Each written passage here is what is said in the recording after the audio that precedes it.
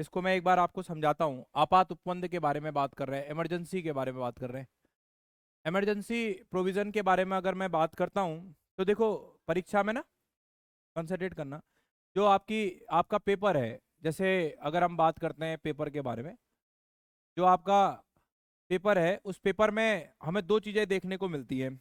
एक तो आपको क्या कहते हैं, इसमें जो पहला आपका देखने को मिल रहा है उसमें इमरजेंसी दो तरीके से पूछेगा। एक तो आपका डायरेक्ट डायरेक्ट कॉन्सेप्ट हो जाएगा, कॉन्सेप्ट पर आधारित होगा, और एक आपका होगा फैक्ट पर। जैसे अगर आप देखोगे कि जो एग्जाम आपका लगभग 4200 ग्रेड पे से डाउन के हैं, लगभग ये मान के चलिए 2800 ग्रेड पे के आसपास के जो एग्जाम्स हैं उसमें ज्यादातर पेपर जो है फैक्ट के रूप में आता है, फैक्ट के रूप में पूछ देगा। लेकिन जो भी एग्जाम अगर 4200 ग्रेड पे से ऊपर है, 4200 ग्रेड पे से ऊपर है, उसमें आपका कॉन्सेप्ट छुपा रहेगा और कॉन्सेप्ट के आधार पर उसे निकालना है। हम सब बहुत सारे विद्यार्थी फैक्ट पढ़ लेते हैं और सोचते हैं कि जो ये टॉपिक है आपका आपात उपबंध या कोई भी XYZ टॉपिक है, वो सोचते हैं हमारा पूरा हो गया। और ये सबसे बड़ा भ्रम है कि वो टॉपिक केवल और केवल फैक्ट के रूप में तैयार हुआ है। जैसे अगर एक छोटी सी बात मैं अगर कहूं कि हमारे आपका आपातकाल का उपबंध जो है वो किस भाग में है, तो आप सबको ये मालूम होगा भाग किस में है? 18 में। भाग 18 के किस आर्टिकल में वर्णित है? 352 से लेकर के 360 तक वर्णित है। अगर मैं आपसे ये बात कहूं कि आंतरिक जो विद्रोह है, वो आंतरिक विद्रोह जो शब्द था उसको हटा दिया गया और उसके बदले कौन सा शब्द रखा गया? सशस्त्र विद्रोह रखा गया। अब आंतरिक विद्रोह शब्द को हटाया गया और सशस्त्र विद्रोह को रखा गया, तो क्या कभी देश में अगर आंतरिक विद्रोह पैदा हो जाए तो क्या इमरजेंसी लगेगी या नहीं लगेगी? इमरजेंसी नहीं लगेगी। लेकिन क्या इस प्रकार के आंतरिक विद्रोह पैदा होने पर कोई ऐसा इमरजेंसी आर्टिकल वर्कआउट करता है जो उसमें आपको सेव करेगा? करेगा या नहीं करेगा? अब ये प्रश्न आ गया कॉन्सेप्ट का। ये प्रश्न किसका आ गया? कॉन्सेप्ट का। समझने का प्रयास करो कि फैक्ट क्या है और कॉन्सेप्ट क्या है। अभी आप लोगों से मैंने एक प्रश्न पूछा, आप में उसकी त्वरित उत्तर दिया। भाग 18 के बारे में बात हुई, आपने तुरंत बताया। आर्टिकल के बारे में बात हुई, आपने तुरंत बताया। मैंने जैसे ही एक कॉन्सेप्ट का सवाल बना करके आपसे पूछा तो उसमें थोड़ा सा प्रॉब्लम आने लग गई। जैसे अगर मैं एक सिंपल सी बात करूं कि आपातकाल कितने टाइप्स के होते हैं, तो 3 प्रकार के आपातकाल हमारे देश में उल्लेखित हैं। और 3 प्रकार के आपातकाल में जो पहला आपातकाल है हम उसे क्या बोलते हैं? राष्ट्रीय आपातकाल बोलते हैं। जो दूसरा है उसे क्या बोलते हैं? राष्ट्रपति शासन बोलते हैं। और तीसरा जो है वो क्या है? वित्तीय आपातकाल है। अगर इसमें एक कंडीशन अगर मैं अप्लाई कर दूं, क्या इनमें से ऐसे कितने आपातकाल हैं जिसमें आपका विधायिका की आवश्यकता है और किसमें विधायिका की आवश्यकता नहीं है? आपका इसमें जवाब क्या होगा? विधायिका का अर्थ समझ रहे हैं ना? एग्जीक्यूटिव, आपका जो कार्यपालिका और जो विधायिका है, लेजिस्लेटिव और एग्जीक्यूटिव जो है पार्ट, अर्थात संसद, किसमें इसकी भूमिका है और किसमें इसकी भूमिका नहीं है? इन तीनों आपातकाल में कहां पर इनकी भूमिकाएं हैं और कहां पर नहीं है? अब ये किसी किताब में खोजते रह जाएंगे, आपको ये चीजें मिलेंगी नहीं। इसका लिए आपको गहन अध्ययन करना पड़ेगा, चीजों को समझना पड़ेगा, तब जाकर के आप इन उत्तरों को निकाल करके सामने रख सकते हैं। तब आपको एक बात पता चलेगी कि तीनों ही प्रकार की इमरजेंसी जो है हमारे देश में, उसमें संसद की क्या रहती है? महती भूमिका रहती है। संसद की क्या रहती है? महती भूमिका। अब ये संसद की भूमिका किस रूप में काम करती है? क्या होगा अगर कोई इमरजेंसी राज्यसभा से पास हो रही हो और लोकसभा में विघटन पैदा हो जाए? लोकसभा में क्या आ जाए? विघटन पैदा हो जाए। तो इस कंडीशन में क्या इमरजेंसी वर्कआउट करेगी या वर्कआउट नहीं करेगी? तो ऐसे तमाम जो क्वेश्चंस हैं, उन क्वेश्चंस को हम कॉन्सेप्ट के अंदर रखते हैं।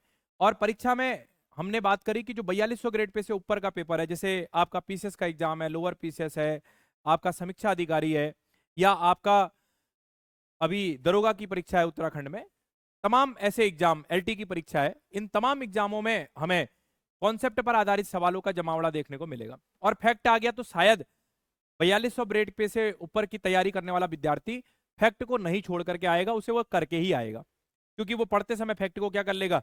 क्लियर कर लेगा। तो इसलिए पढ़ने का बहुत इंपॉर्टेंट ढांचा ये होना चाहिए कि हम पढ़ किस तरह से रहें, हम चीजों को समझ कैसे रहें। यही चीज आपको मजबूती दिलाएगी एग्जाम में। तो मेरा भरसक प्रयास रहेगा, वैसे आप लोग अभी मेरी जीके की क्लास में बैठे हैं, जीएस की क्लास में नहीं बैठे हैं, आप लोग अभी जनरल नॉलेज की क्लास में बैठे हैं, जनरल स्टडीज की क्लास में नहीं बैठे। दोनों क्लासों में अंतर है, दोनों का एक अलग अलग पैटर्न है। जहां हम जीके में ऑल सब्जेक्ट बेस की बात करते हैं और फैक्ट को अपना महत्वपूर्ण भाग बनाते हैं, तो वहीं जीएस में जब हम पढ़ते हैं तो हम फैक्ट को भी क्लियर करते हैं और आपका कॉन्सेप्ट भी क्या करते हैं, क्लियर करते हैं। जीएस का पार्ट जनरल स्टडीज कहलाता है और ये ऑल सब्जेक्ट क्या कहते हैं, जो इंपोर्टेंट सब्जेक्ट्स हैं उनका बेस टू कॉन्सेप्ट इंडिकेट करता है। हिस्ट्री, पॉलिटी, ज्योग्राफी, इकोनॉमिक्स, ये सारी बातें इसके अंतर्गत क्या होती हैं, शामिल होती हैं। तो हम इमरजेंसी को बहुत अच्छे से समझने का प्रयास करेंगे, जानने का प्रयास करेंगे। आप सब जानते हो कि इमरजेंसी जो है भाग 18 के अंतर्गत है और यह हमारे देश के किसी भी प्रकार में, किसी भी प्रकार के अगर स्थिति में आपका व्यवधान पैदा हो, चाहे वो राज्य हो, चाहे वो केंद्र हो, चाहे वो यूनियन टेरिटरी हो, कोई भी हो, XYZ, तो ऐसी स्थिति में सरकार जो है वो क्या लगा सकती है, इमरजेंसी लगा सकती है। इमरजेंसी का बिल्कुल भी अर्थ ये नहीं है कि सरकार उससे व्यक्तिगत क्या ले, लाभ ले। इमरजेंसी का अर्थ है कि जो प्रॉब्लम्स आ रखी है उस प्रॉब्लम्स को क्या किया जाए, सॉर्ट आउट किया जाए, उस प्रॉब्लम्स को क्या किया जाए, सॉर्ट आउट किया जाए। आप सब जानते हो आपातकाल जैसे ही लगता है वैसे ही हमारे भारत में जो व्यक्तियों को एक ऐसा अधिकार, जिस अधिकार के कारण से हमारे लोकतंत्र की खूबसूरती निकल करके सामने आती है, जिसे हम मौलिक अधिकार के नाम से जानते हैं, फंडामेंटल राइट्स के नाम से जानते हैं। तो आप सब जानते हो उन फंडामेंटल राइट्स में जो आर्टिकल नंबर 19 के अंतर्गत प्रावधान किए गए हैं वो अपने आप ही स्वतः क्या हो जाते हैं, समाप्त हो जाते हैं जैसे ही क्या लगती है, इमरजेंसी।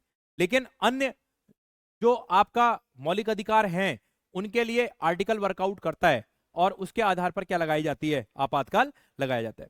लेकिन आप ये भी जानते हैं कि इन मौलिक अधिकारों के बीच में भी आप आर्टिकल नंबर 20 और 21 को नहीं छेड़ सकते हैं, और 20 और 21 जो है हमारे व्यक्तिगत क्या कहते हैं, जीवन से क्या है, संबंधित है।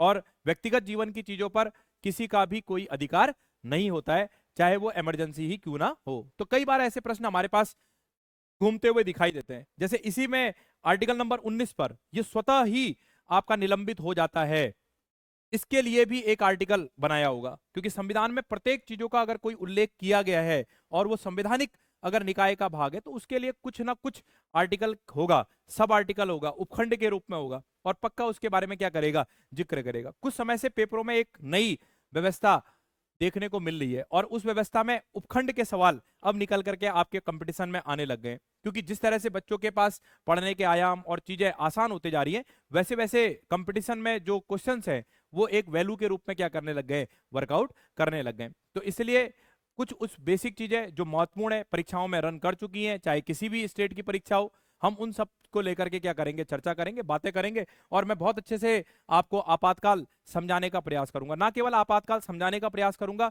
बल्कि उसका एक जो बेसिक फीचर्स है वो भी आपके दिमाग में बैठ जाए कि आपातकाल आखिर होता क्या है। जैसे एक थोड़ा सा छोटा सा शब्द बोलूंगा कि आप जानते हैं कि जो आर्टिकल नंबर 352 है वो किसके लिए है, कब लगता है, सशस्त्र विद्रोह। अगर मैं कहूं कि केवल आर्टिकल नंबर 352 सशस्त्र विद्रोह के लिए लगता है और उसके अलावा किसी के लिए नहीं लगता है, तो आपका जवाब क्या होगा, लगता है या नहीं लगता है, उसके अलावा, उसके अलावा लगता है, किसके लिए लगता है, बोलो, युद्ध, वाय आक्रमण, सशस्त्र विद्रोह। अगर मैं कहूं युद्ध कौमा वाय आक्रमण कौमा सशस्त्र विद्रोह बराबर 352, क्या ये मेरी लाइन सही है या गलत है, ये लाइन मेरी बिल्कुल क्या है, सही है। लेकिन इस भाव में भी मेरी गलती का भाव छुपा हुआ है, क्योंकि 352 कहता है युद्ध या वाय आक्रमण या सशस्त्र विद्रोह। परीक्षा है, कहां फंसा दे कोई पता नहीं है, हरी बात समझ में। तो वो युद्ध के आधार पर, वाय आक्रमण के आधार पर या सशस्त्र विद्रोह के आधार पर, तीनों या का अर्थ है चूज द पॉइंट, किसी भी आधार पर अगर ऐसी कंडीशंस अप्लाई हो रही है तो हमारे देश में क्या लग जाएगा, आपातकाल लग जाएगा, इमरजेंसी लग जाएगी। ऐसा आर्टिकल नंबर 352 में उल्लेखित है। अब 352 में उल्लेखित शब्द जो सशस्त्र विद्रोह है, यह आपका पहले इसकी जगह पर एक दूसरा शब्द था जिसको हम क्या बोलते थे, आंतरिक विद्रोह बोलते थे। क्या बोलते थे, आंतरिक विद्रोह। और ये आंतरिक विद्रोह जो शब्द है वो कब हटाया गया, 44वें संविधान संशोधन अधिनियम 1978 के द्वारा हटाया गया। 44वें संविधान संशोधन अधिनियम 1978 के द्वारा जब आपातकाल को हटाया गया, जब आपातकाल को हटाया गया तो उससे पहले सशस्त्र विद्रोह के आधार पर क्या हमारे देश में कभी इमरजेंसी लगी थी, या आंतरिक विद्रोह के आधार पर कभी इमरजेंसी लगी थी? लगी थी। उस समय हमारे देश के राष्ट्रपति कौन थे? राष्ट्रपति। अब देखो इस सवाल में आपको डाउट पैदा होने लग गया, लेकिन डायरेक्टली अगर देखा जाए तो फैक्ट का क्वेश्चन है। प्रधानमंत्री कौन थे? तो आप सब सही बता रहे हैं, इंदिरा गांधी। अब बात क्या आती है कि जब ऐसा प्रश्न बना तो ये जो आंतरिक विद्रोह था उसके आधार पर जो इमरजेंसी लगी वो पर्टिकुलर किस डेट को लगी, ये भी परीक्षा में आपका आ चुका है। छत्तीसगढ़ पीसीएस की परीक्षा में ये प्रश्न पूछा गया कि वो कब लगी, पर्टिकुलर डेट बतानी है। ऐसे ही सशस्त्र विद्रोह कब हटा, पर्टिकुलर डेट बतानी है। तो इस प्रकार के कई प्रश्न फैक्ट की व्यवहारिकता में हमारे पास छुपे हुए हैं। अभी हम पढ़ते समय इन सब के बारे में चर्चा करेंगे, बातें करेंगे, जानने का प्रयास करेंगे। तो कोई भी टॉपिक हमें कितनी बार पढ़ लिया जाए, कुछ ना कुछ नई बातें हमें समझ जाने और सीखने को मिलती हैं। आप उसको ध्यान से कंसंट्रेट करेंगे। अच्छा, इससे पहले मैं आप लोगों को कुछ और चर्चा करता हूं, एक बार उस पर बात कर लेते हैं। चलिए हम लोग बात करते हैं आपातकाल पे। अब पर्टिकुलर आपातकाल पर आते हैं, उसको समझते हैं। देखो अभी मैंने आपको बताया था कि जो आपातकाल है, अगर मैं आपातकाल के बारे में अगर बात करता हूं तो जो आपातकाल है उसका जिक्र जो है हमारे संविधान के भाग 18 में वर्णित है। भाग 18 में वर्णित है। और आप सब जानते हो कि अनुच्छेद जो है, आर्टिकल नंबर जो है आपका 352 से लेकर के आपका 360 तक इसका क्या किया गया है, उल्लेख किया गया है। ये आपको मालूम है। अभी आप लोगों ने मेरे से डिस्कस किया कि सर हमारे पास तीन प्रकार के आपातकाल का मुख्य भाग है। एक आपका 352 में है, एक आपका 356 में है, और एक आपका कितना है, 360 में।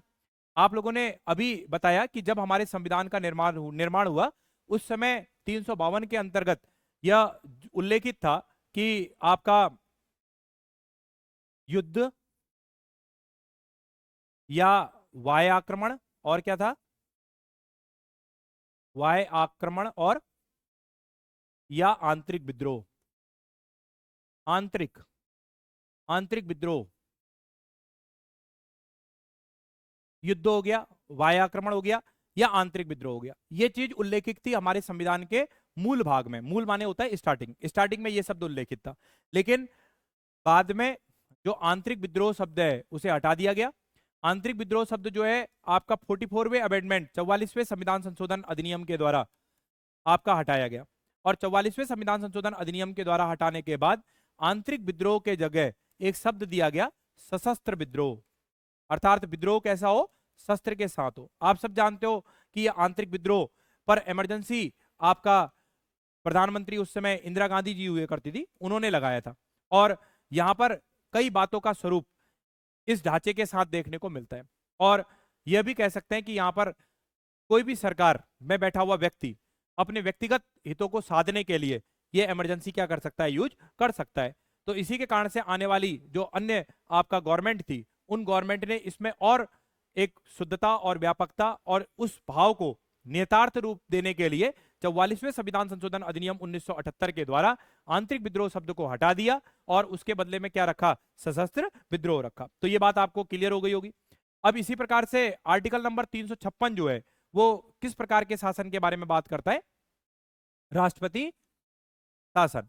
देखो राष्ट्रपति का शासन होगा, राष्ट्रपति का शासन होगा, लेकिन इस बारे की जानकारी देने वाला जो मुख्य व्यक्ति होगा वो कौन होगा, राज्यपाल होगा। कौन होगा, राज्यपाल। और आप सब जानते हो कि राज्यपाल जो है वो किसके प्रसादा प्रयत्न अपने पद पर काम करता है, राष्ट्रपति के प्रसादा प्रयत्न अपने पद पर काम करता है। यही कारण है कि राष्ट्रपति महोदय जब कभी आपातकाल लगाएंगे तो उसमें भी हमें एक भूमिका किसकी देखने को मिलेगी, संसद की देखने को मिलेगी। किसकी देखने को मिलेगी, संसद की भूमिका देखने को मिलेगी। जब युद्ध और वाय आक्रमण के आधार पर राष्ट्रपति महोदय आपका आपातकाल लगाएंगे तो उसमें भी हमें किसकी भूमिका देखने को मिलेगी, संसद की भूमिका देखने को मिलेगी। और इसी प्रकार से आर्टिकल नंबर 360 जो है वो वित्तीय आपातकाल के बारे में बताता है। किसके बारे में बताता है, वित्तीय आपातकाल के बारे में बताता है, वित्तीय आपातकाल के बारे में। और ये इमरजेंसी भी जब लगेगी तो ये भी आपका राष्ट्रपति महोदय के द्वारा लगाई जाएगी, राष्ट्रपति महोदय इसके लगाएंगे। और इसमें भी एक महती भूमिका हमें किसकी देखने को मिलेगी, संसद की देखने को मिलेगी। अगर मैं जो चीजें अभी मैंने समझाई, अगर उसके आधार पर अगर मैं आपसे बात करता हूं कि आर्टिकल नंबर 352 में युद्ध या वायु आक्रमण या सशस्त्र विद्रोह के आधार पर अगर इमरजेंसी लगाई जाए, इमरजेंसी लग गई, तो ऐसी इमरजेंसी लगाने के लिए आपका संसद के दोनों सदनों के उपस्थित सदस्यों के कितने लोगों के द्वारा इस बात की सहमति होनी चाहिए? कि ऐसा कोई भी भाव नहीं है कि साधारण बहुमत से ही पारित हो जाएगा या लग जाएगा। बोलो, 2/3। कितना होना चाहिए? 2/3। और दोनों सदनों के द्वारा क्या होना चाहिए? पारित होना चाहिए। माना कोई ऐसी परिस्थिति देखी, अभी तुरंत इमरजेंसी लगानी है, 352 के अंतर्गत लग गई, लेकिन कितने माह के भीतर इस प्रकार की व्यवस्था पर संसद के द्वारा अनुमोदन हो जाना चाहिए? 1 माह। कितने माह है? 1 माह के अंदर, तब जाकर के वो इमरजेंसी आगे क्या करेगी? रन करेगी। इसी प्रकार से आर्टिकल नंबर 356 आया। आर्टिकल नंबर 356 में जब राष्ट्रपति महोदय ने इमरजेंसी लगा दी राज्यपाल साहब के कहने पर, तो क्या ऐसी इमरजेंसी लगाने के बाद संसद का अनुमोदन आवश्यक होगा या नहीं होगा? हाँ या नहीं? आवश्यक होगा। संसद के दोनों सदनों का अनुमोदन आवश्यक होगा। और कितने माह के अंदर यह अनुमोदन हो जाना चाहिए? 2 माह। अब कितना आएगा? यही प्रश्न आपके कॉन्सेप्ट के होते हैं जो परीक्षा में छुपे होते हैं। यहां पर अच्छा खासा विद्यार्थी धाराशायी हो जाता है, फैक्ट तो सभी को याद होता है। इसी प्रकार से तीसरा प्रश्न कि वित्तीय आपातकाल जो है, जब वित्तीय आपातकाल लगता है तो उस स्थिति में राष्ट्रपति महोदय जब वित्तीय आपातकाल लगाते हैं तो वो कितने माह तक आपका संसद के द्वारा अनुमोदन हो जाना चाहिए, जिसके कारण से वो कंटिन्यूअस आगे की तरफ बढ़ेगा? कितने माह तक? 2 माह तक। 2 माह के भीतर वो भी क्या हो जाना चाहिए? अनुमोदन हो जाना चाहिए। अब इसी प्रकार से तीनों भाव को आप लोगों ने समझा कि राष्ट्रपति लगाता है लेकिन कंडीशन अप्लाई होती है उसमें भी। राष्ट्रपति स्वतः अपने वैचारिक दिमाग की भूमिका से अगर नहीं लगा सकता है, कारण और कथन दोनों क्या होने चाहिए? उत्तरदायी होने चाहिए। और उसके बाद भी, क्योंकि भाई इमरजेंसी कोई अच्छी चीज थोड़ी है देश में, ये तो एक प्रकार का कैंसर है, वो तो कभी ना लगे मेरे देश में। और ऐसी स्थिति में हमारा देश क्या हो जाएगा? बौना हो जाएगा। तो हमारे देश में तो कभी भी इमरजेंसी नहीं लगनी चाहिए। लेकिन उस ऐसी अगर कोई व्यवस्था पैदा हो जाए तो उससे निकलने के लिए हमारे संविधान में भाग 18 के अंतर्गत किसका उल्लेख किया गया है? इमरजेंसी का उल्लेख किया गया। अगर माना कभी ऐसी वित्तीय ऐसी समस्याएं पैदा हो जाएं तो हम कैसे निकलें? तो उसके लिए आपका भाग 18 में इस चीज को क्या बनाया गया है? कारण इसका निवारण बनाया गया है। अब इसके बाद अगर मैं बात अगर आपसे करूं कि आर्टिकल नंबर 356 आ गया, क्या 356 पर अगर राज्यपाल महोदय ने राष्ट्रपति महोदय से कह दिया कि आपातकाल लगाओ और आपातकाल लग गया, तो क्या ऐसी स्थिति में यह बहुत महत्वपूर्ण है कि विधानसभा भंग हो जाएगी? लेजिस्लेटिव भंग हो जाएगी क्या? बोलो, लेजिस्लेटिव भंग नहीं होगी। और फिर भी क्या लग सकता है? आपातकाल लग सकता है अगर ऐसी कोई कंडीशन देखने को मिले। अभी ये थोड़े दिन पहले ही ये मामला घटित हुआ और उसमें यह बिंदु निकल करके सामने आया कि लेजिस्लेटिव का भंग होना जरूरी नहीं है। अब इसके बाद बात आती है कि आज तक हमारे देश में कितने बार 352 आपका जो युद्ध या वायु आक्रमण या सशस्त्र विद्रोह के आधार पर इमरजेंसी लगाई जाती है, वो कितने बार लगी है? 3 बार लगी है। कब कब लगी है? 1962, फिर उसके बाद 1972, उसके बाद सब बता दिया सर, एक आप ही बता दो। 1975। तो 3 बार लगी है, एक भारत चाइना, एक भारत पाकिस्तान और एक बार आंतरिक विद्रोह 1975 वाला। एक तो मैंने ये भी समझा दिया। अब इसके बाद तीसरा कॉन्सेप्ट देख लेते हैं, वित्तीय आपातकाल। नहीं, इसके बाद हम 356 पे बात कर लेते हैं कि 356 आज तक कितनी बार लगा है? बहुत बार। राज्यों में अलग अलग ढांचे के रूप में अलग अलग हमें 356 देखने को मिले। अब बात आती है कि 360 जो है वित्तीय आपातकाल, आज तक देश में कितनी बार लगा? एक बार भी नहीं लगा। और हे प्रभु परमात्मा, हमारे देश में कभी भी क्या ना लगे? वित्तीय आपातकाल ना लगे, ऐसी नौबती कभी हमारे देश में पैदा ना हो। और मैंने आपको पहले बताया, ये जो आपातकाल है या जो आपात स्थिति है, एक तरह से क्या है? हमारे देश के लिए कैंसर का काम कर रही है।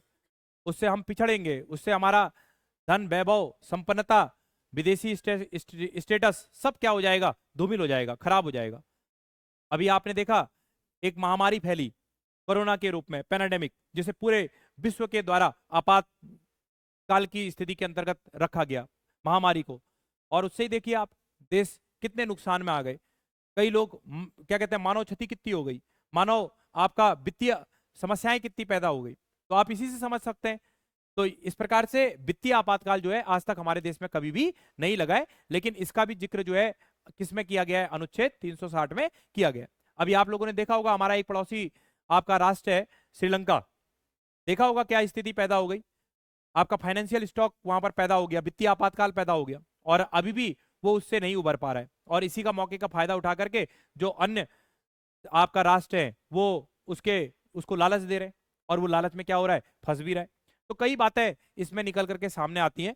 तो आप लोग को भी ये ध्यान में रखना है कि इमरजेंसी क्या शब्द है, किस तरह से है। तो अभी मैंने बेसिक एक फंडामेंटल चार्ट आपके दिमाग में बैठाया। अब कुछ हम चीजें जो नोट्स है उस कॉन्सेप्ट के आधार पर देखते हैं। जैसे पहला पॉइंट कह रहा है, आपातकाल में संसद द्वारा राज्य विधानसभा की अवधि क्या हो सकती है, बढ़ाई जा सकती है। पहला पॉइंट कह रहा है the term of the state assembly can be extend by the parliament in case of emergency. अर्थात आपातकाल में संसद द्वारा राज्य की विधानसभा की अवधि क्या हो सकती है, बढ़ाई जा सकती है। अब बहुत इंपोर्टेंट विषय, अवधि तो बढ़ाई, लेकिन कितने वर्षों के लिए बढ़ाई? 1 साल के लिए, या 6 माह के लिए, या आपका 6 माह? बोलो। विधान आपातकाल लगा, संसद के द्वारा विधानसभा की अवधि बढ़ानी है, तो एक बार में कितनी बार के लिए बढ़ेगी?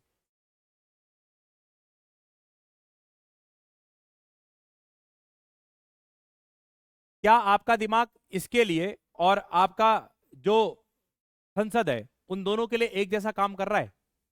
अगर सेम प्रश्न मैं यहां पर पूछता हूं,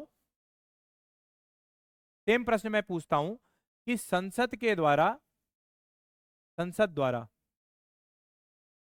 अगर आपातकाल लगा हो, तो ऐसी स्थिति में संसद का जो कार्यकाल है या संसद का जो अवधि या कार्यकाल है वो कितने टाइम के लिए एक्सटेंड हो सकती है? अब इसके लिए भी 1 वर्ष और उसके लिए भी 1 वर्ष, दोनों के लिए क्या 1 वर्ष? आंसर दोनों के लिए क्या 1 वर्ष? आंसर क्या सही है या गलत है? मनन करो। हाँ जी, एक बार इसके बारे में बताओ।